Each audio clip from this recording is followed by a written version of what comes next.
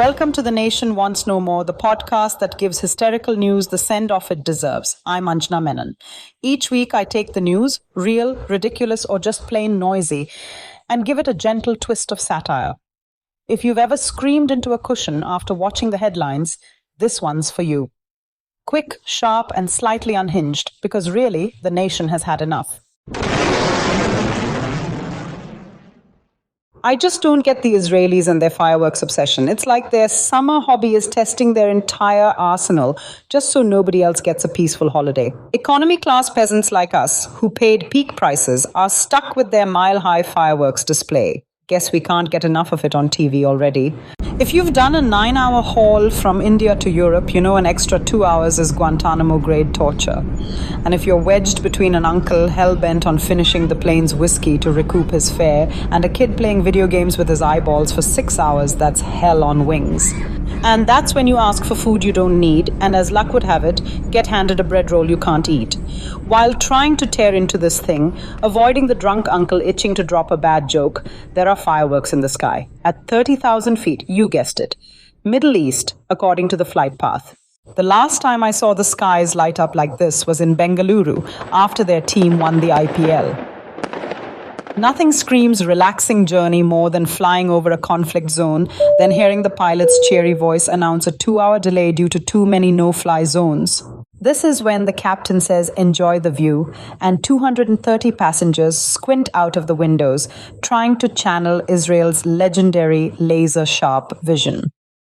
That same vision that spots nuclear warheads in Iran, even when the International Atomic Energy Agency can't.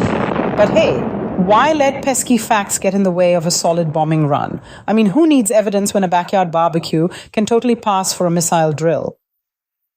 Now just imagine Taiwan pulling the same stunt. One squint across the South China Sea, and boom, we're all in meltdown mode. Israel's tantrums would look like a polite burp after a wedding buffet. Surely there's a better way to light up the sky without blowing up the planet. But I get it.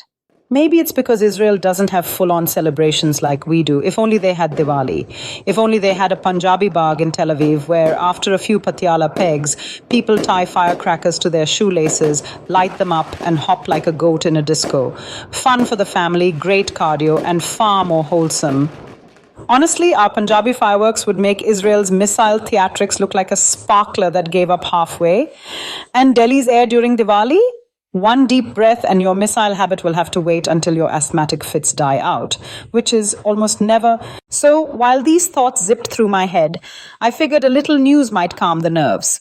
I turned on the screen and boom, there he was, our own huggable Doland. Yes, Donald Trump, who couldn't even enjoy his G7 holiday in Canada and explore the country he wants to take over.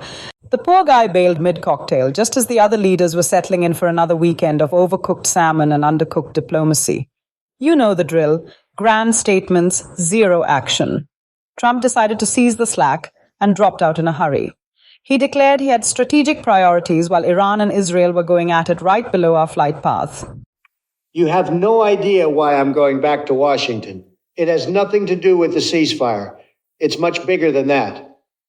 Naturally, I warmed to the idea that we were hurtling toward World War III at a speed that even our TV anchors couldn't keep up with. The news channels? They were already giving the lowdown on bunker busters with such alarming confidence, even the bomb makers were asking themselves, wait, we made that? Apparently, they're the only kind of missile that can destroy nuclear sites. Who knew? All worked up, I got home, flung open the snack cabinet, microwaved the popcorn, claimed the best seat in the house, grabbed the TV remote, and waited, and waited, and waited. 3 bags down and several burps later, the penny dropped. It wasn't war, it was Waldorf salad. Turns out the real item on Trump's priority list was planning the White House dinner menu for Pakistan's army chief Asim Munir. Because you see, the American president was courting Munir to talk to Iran. Why? Because no one listens to him anymore. Not in private, not in public, not even on Fox News. Pakistan's newly minted field marshal declared, straight-faced, mind you, that Trump deserves a Nobel Prize. Yup, you heard that right. A Nobel for brokering peace with India. That Dolan didn't broker. Really? I wanted to dial up Munir and say, bit rich coming from you, mate. Who do you think is listening to you? Then I remembered, I don't actually have a hotline to Pakistan's army headquarters. So I let our diplomats handle the response. Let's be clear. Trump had nothing to do with our ceasefire. Heard that? Nothing. It was all going great until they made one tiny slip up. Turns out they delivered the message in English. In English? Geez. Did they miss the memo? You know, the one where a certain leader suggested we should be ashamed to speak a foreign language. How could they? Maybe they unheard it, like the liberals do.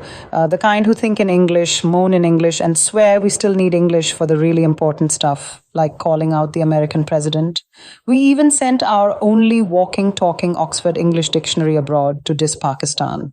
And what did that get us? Nothing. Meanwhile, the Pakistanis, armed with chaste Urdu and a plea for more bailouts, bagged themselves a White House dinner invite. Don't you get it? Americans understand everything, except English. That's how they ended up with their president. Me? I'm getting future ready, combat ready. I'm off to polish my local language skills. Press like, subscribe, and maybe hoard a few English magazines while you still can.